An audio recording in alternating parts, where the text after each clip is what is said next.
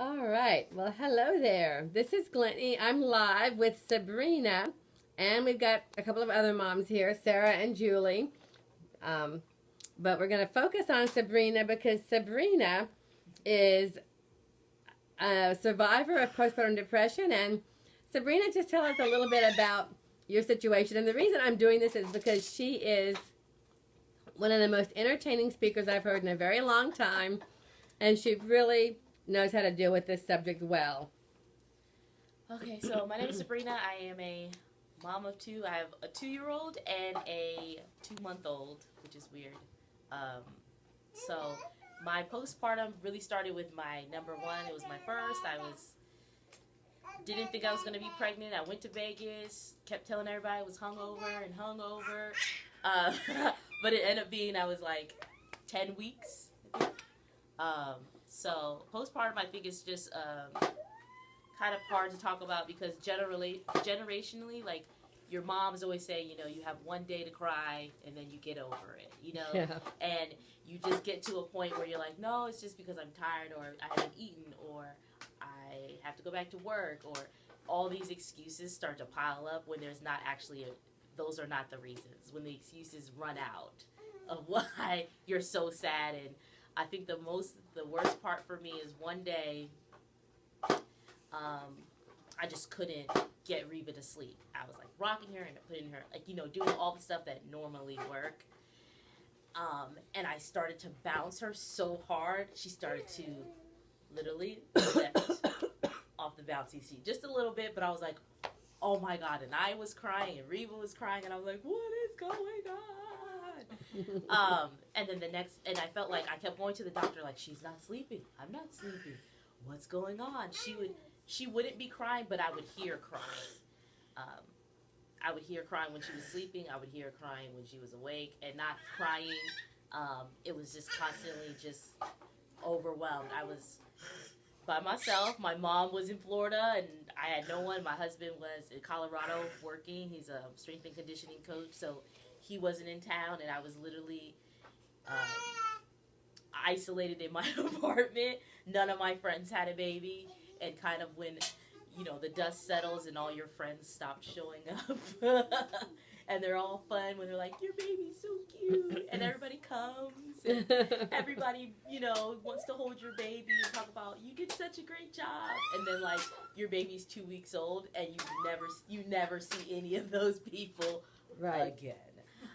Exactly. The food stops, the phone call stops, you might get a text message, and then you're like, if you're nursing, exclusively breastfeeding, you basically start to melt into your couch. The first 2 months, you're like growing roots, there's snack debris, on the side. So I definitely was just like by myself and like no one to talk to, which is not the reason why you get postpartum, but it's just so many things going on that when you're a first time mom, you don't know, even when you're a second time mom, you don't know what you're supposed to do. And I kept going to the doctor like something's wrong and I'm just not feeling it. And then one day I went to my doctor and I said, I think I'm losing my mind. And she's like, you're not losing your mind. And I started to like boo-hoo in her office like, Oh. I'm crazy. She keeps crying. Don't you hear crying? She's like, Sabrina, she's not crying. I'm just going to write you a prescription. Now, I never had a feeling of harming myself or harming my child. But I'm more of a type A person where I was so used to like, Mondays we do this too. Like, you know what I mean? But when you have a baby, all that crap goes out the window. I don't know anybody that can actually leave their house on time, the time they say they're going to leave. Like, oh, tomorrow I'm going to leave about 9:45. That never happens. So I was like late all the time and always forgetting something. And, you're doing a good job. So I was just like so frazzled. So I was more just like an anxiety of not getting enough stuff done in the day. And it would be like, you're nursing, and then by the time you change their clothes, and by that time I wasn't doing cloth diapers, so I was getting poop everywhere. And I was just like, just not enough time to do stuff. By the time I've nursed, changed their clothes, I literally was like, can I shower? And it's been like 4 days. Like, Oh my goodness. because it was like, should I shower or sleep? should I shower or eat? And then I kept choosing the second and not shower. But I'm like, no one's here. It's all right, you know. But you know, so I went to my doctor and I got prescribed just like Zoloft, and I was really nervous because I was like, I'm nursing. I don't want you know it to be like bad funk for the baby. And she's like, no, you're fine.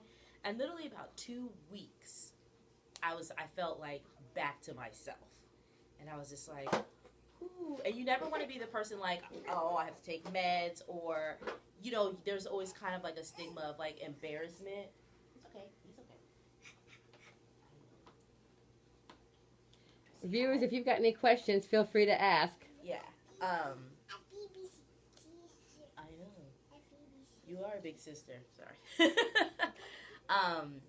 So it's just like the time where, you know, you have to realize like you've done all you can do, and it's okay to ask for help. It doesn't make you a bad mom.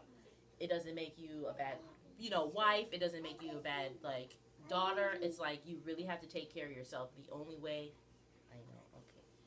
way you can actually take care of your baby is if you take care of yourself. And that's when I got like, okay, I can't take care of Reva if I'm crying as much as she is, and not getting stuff done, and not feeling just like motivated to even get out of the house. It was just like, oh, I have to get dressed.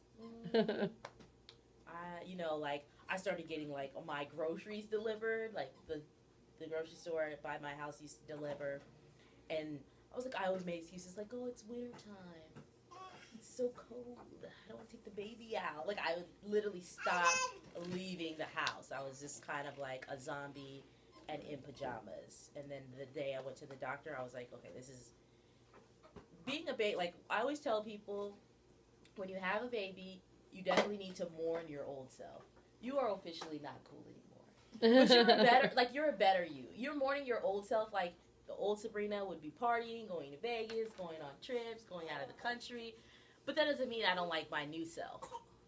But at the same time, it's like I need to acknowledge that I'm no longer that person anymore, and it's okay. And I kept trying to be like, no, I need to be the old Sabrina with this baby. And my mother-in-law could, like, it was just weird, and I couldn't get the connection. But now I like the new me. I like being a mom. I like hanging out with my kids. You know what I mean? So it's definitely, you just have to accept your new self and love it, because it's so much better. Because I can't be 21 forever. I'm 30 now. You can't really be 21 forever. It doesn't. I wish I didn't get gray hair and, you know, saggy boobs, but it's okay, you know, kind of thing. So, you know, that's kind of like my story. Because my birth with her was okay. I had a midwife, and in Virginia, you're allowed to have a midwife. Everybody assumes you're going to get a vaginal birth, and I was literally pushing for 4 hours, and my midwife was like, Sabrina, this is too long. We have to get her out. And I feel like having a C-section, you lose that connection. Like, I didn't see her for 2 hours. Everybody had a picture with the baby before I seen her. Finally, when the nurses bring my child in, she's like screaming Bloody Mary, and I'm like, our first meeting is so awful. You look ugly. You're crying ugly. I'm crying ugly. You know, like, I love you though. And then you're automatically put to work. We're here to wake you up so you can nurse your child. And I'm like, what? I just woke up from a major surgery. I have no idea who this child is. Versus with him, you know, instantly, you know, I had a VBAC with him, so I got to like see him and look at him, and it wasn't like such a negative meeting of like, your baby's crying, she's hungry, and I'm like, what? I had a baby? What happened? So I think that is kind of the difference. I think it's easy to misconstrue that you won't have postpartum at your second baby, or your third, or your fourth. And it's definitely, I'm not going to say I don't have hard days with him, because I'm not going to lie, I did not want to get pregnant again after my first. I did not find out I was pregnant with him until I was almost 20 weeks. Oh, wow. And I was like, you're lying. I don't want any more children. And they were like, no, there's a baby in there. And I was just like, what in the world, Lord Jesus, am I going to do with 2 kids? You know, that's like more money and more diapers, and just like, you know, my anxiety level was like so much up there. But I felt like the second time around, I knew like, Sabrina, if you cannot handle it, you know what you have to do. You know what I mean? And it kind of just brings you down a notch. And it's just easy to be like, oh, it's because I didn't sleep, and it's because I didn't eat, and it's because so and so, we are broke, and it's, you know. But I just kept praying about it, and I was like, God, I need to get this crap together. If you had one word of advice, or one piece of advice for moms who are where you were with Reva, you know, roots growing on the couch, what would that one word of advice be? Lower expectations, basically. It literally, you will never do everything in one day. It doesn't exist. You only have 2 hands, you don't have 20, and we cannot clone ourselves. I felt like the minute I felt like it's okay if I don't shower today, or if Reva's had on pajamas, the same pajamas for 2 days. She's still alive, she's still nursing fine, she's still gaining weight. The minute you lower your expectations, everything goes fine. Because then, as soon as you're not so, like, for me it was anxiety, like, I didn't do the dishes, and my husband's been eating frozen pizza for 2 days, and I haven't vacuumed, and the laundry has been piled up to here, and I keep just finding the good stuff and watching it, and not actually doing laundry. The minute I lower my expectations, like, it's okay if the laundry's not done, Sabrina. You just have more fun with yourself and your kids. Jen just said, you will never do everything in one day. This is perfect. Yeah. I think that is great advice. I'm gonna go ahead and stop the recording, but I just want to thank you so much for sharing your heart with moms, because I think it's an issue that we need to be talking about. Yeah.